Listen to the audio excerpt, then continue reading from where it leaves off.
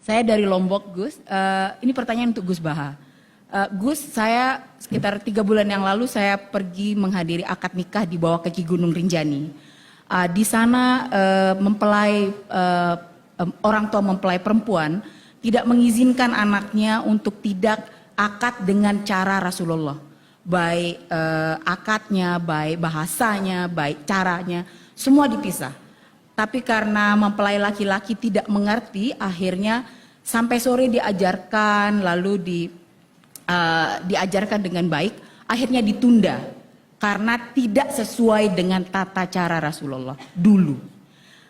Itu namanya desanya Sembelia kalau nggak salah.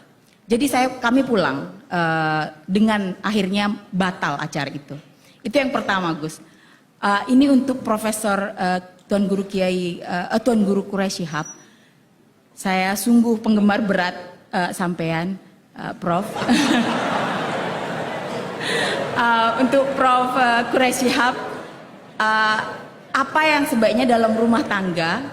Apakah tetap bertahan dalam pernikahan atau tetap bertahan dengan kesabaran, dengan harapan bahwa suatu hari suami akan menjadi lebih baik atau tidak begitu? Tetapi apakah bertahan dan tidak itu, maksudnya bertahan sampai mencapai titik lelah atau bertahan dengan penuh harapan tentang perubahan itu. Ini terakhir untuk Gus Baha. Ayah saya 76 tahun, Gus. Dia penggemar berat Gus Baha juga. Sebaiknya mungkin kalau di YouTube jangan terlalu banyak bahasa Jawa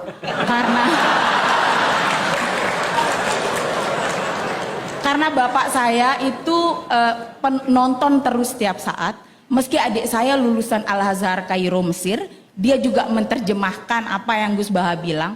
Tetapi ayah saya bilang kurang lucu dibanding dengan dia. Jadi mungkin sebaiknya dikurangi bahasa Jawanya. Jadi kami yang dari luar Jawa ini, ayah saya terutama bisa ikut ngaji. Terima kasih. Waalaikumsalam warahmatullahi wabarakatuh. Baik, terima kasih. Pertanyaan untuk Gus Baha dan Prof. Quraisy, kontekstualisasi ayat Al-Quran. Kemudian yang untuk Gus Baha ini terkait dengan pernikahan tadi, bertahan atau seperti apa. Kemudian yang untuk Gus Baha lagi ya, jadi saran. Ya. Baik, mohon dipersilakan Gus Baha. Ya. Ya, nanti. Bismillahirrahmanirrahim. Tadi siapa? Mbak Esti siapa? Esti Wahyun. Lombok ya? Oh ya. Jadi begini, kalau nikah itu tidak harus memaksakan persis seperti yang dipraktikkan Rasulullah SAW. Itu harus diberi pembelajaran. Dulu itu ada sahabat namanya Abdurrahman bin Auf. Itu lapor ke Nabi ya setelah nikah. Beberapa sahabat juga menikahi perempuan yang di luar panduan Nabi. Jadi Jabir itu anaknya Abdullah, punya saudara putri banyak. Dia tahu kalau panduannya Nabi itu halla bikron tola ibuha wa tola ibuk. Ya kalau kamu nikah bisa mungkin tuh yang perawan. Karena perawan itu masih lucu. Kalau sudah mama kan wah garang. Misalnya. Tola ibuha itu bisa lucu, bisa mula apa. Kalau mama diajak mula apa kan mintanya mahal-mahal. Kalau masih perawan mungkin balon 10.000 sudah cukup itu.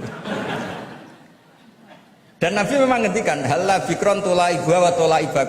Terus sampai ngendikan fainal jariyah ardolil yasir. Karena kalau fainal bikro itu ardolil yasir. Kalau masih perawan itu sedikit-sedikit harta sudah cukup itu. Kalau sudah mak-mak kayaknya alhamdulillah tidak cukup.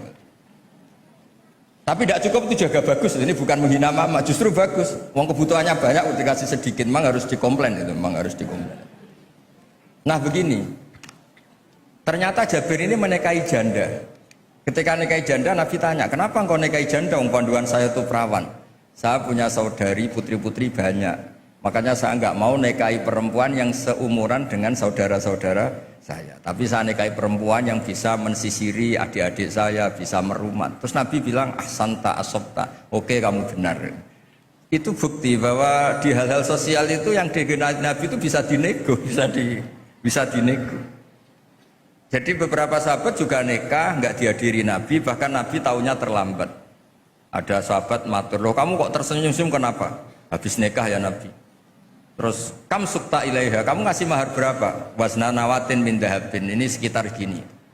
Terus Nabi ngendikan aulim walau bisatin, ya kamu harus ada pesta-pesta kecil lah supaya teman-teman kamu tahu. Jadi selalu ada ketidaksempurnaan dalam nikah. Yang penting itu sah, itu harus dilatih berkali-kali. Karena kalau nggak dilatih itu dikira syarat-syarat ideal atau kesunatan dikira itu syarat apa? Sah. Misalnya a'linu hadan nikah wadribuhu biduf waf'aluhu fil masjid. Nikah itu harus dimaklumatkan, lakukan di masjid dan pakai terbang. Itu sahabat tahu semua, ulama tahu semua. Beberapa itu tidak syarat sah, tapi cukup sebaiknya begini, sebaiknya gini. Kalau dan itu banyak sahabat yang zaman itu pun nggak nikah di masjid, juga nggak pakai terbang. Nah, itu ranahnya ulama, itu namanya istihad. Orang bisa, kalau dalam bahasa usul fikih namanya tangkihul manat. Apa yang dilakukan Nabi kita seleksi, ini hukum, apa adat, apa kebutuhan, apa kasuistik. Yang dicontohkan Pak Kores tadi, ada orang kasuistik tadi, kayak Abu Sufyan itu rojulun misik, Hindun itu istrinya. Ya Rasulullah, ini Abu Sufyan rojulun misik, ini lelaki ini pikir sekali, gak pernah nafkahi saya, apa saya boleh mengambil tanpa pamit? Terus Nabi ngendikan, khudi mayak fiki bil ma'ruf, kamu ngambil saja secukupnya. Nah, kan nggak mungkin Nabi mentoleransi ngambil tanpa pamit, tapi Nabi juga nggak mungkin membiarkan seorang istri utang-utang tonggo, cara Jawa, nyari-nyari sendiri gara-gara suaminya apa? Kikir. Tapi tetap saja ini dianggap waqi'atu ainin, kasuistik. Kalau bisa ada solusi yang lebih baik, tentu solusi lebih apa? Baik. Nah itu jadi kalau saya mohon, jadi di bab-bab fikih itu tadi nikah zaman Nabi pun beberapa sahabat juga banyak yang nyuwun sewu tidak sesuai arahan Nabi. Tapi arahan ini dari awal memang tidak mengikat, kayak Nabi mengarahkan bikron. Tapi ketika Jabir nikahi janda Saiban, Nabi juga membenarkan. Jadi banyaklah cerita-cerita seperti itu. Ada sahabat yang milih sering sowan Nabi karena cinta, ada yang milih enggak karena takut ganggu Nabi. Makanya ada sahabat ditanya, bagaimana wajah Rasulullah SAW? Dia menangis sekeras-kerasnya. Saya tidak pernah melihat. Loh, Anda kan sahabat sering datang ke masjid Nabi. Haibatan lahu wa ijlatan lahu. Saya melihat beliau itu hormat sekali sehingga saya tidak berani menatap wajah beliau. Ada yang saking senangnya Nabi melihat Nabi terus. Itu kan wilayah-wilayah sosial. Nah, jangan-jangan yang kayak saya Pak Kures yang longgar di fikih itu karena nganggep Nabi itu mudah. Di bab-bab sosial itu mudah. Sampai sahabat itu ada yang nggak pernah tanya Nabi, kenapa kamu tidak tanya? Paling jawabannya if'al wala harat. Jadi maka ada karangan kitab itu if'al wala harat, lakukan, tidak ada masalah. Karena Nabi sering ditanya, jawabnya if'al wala harat. Terus ada kaidah ini terakhir dari saya, ma khuyira Rasulullah sallallahu alaihi wasallam baina amrayni ilakhtara aisarohuma malam yakun isman. Nabi itu enggak disuruh milih dua hal kecuali milih yang paling mudah, asal hal ini tidak maksiat.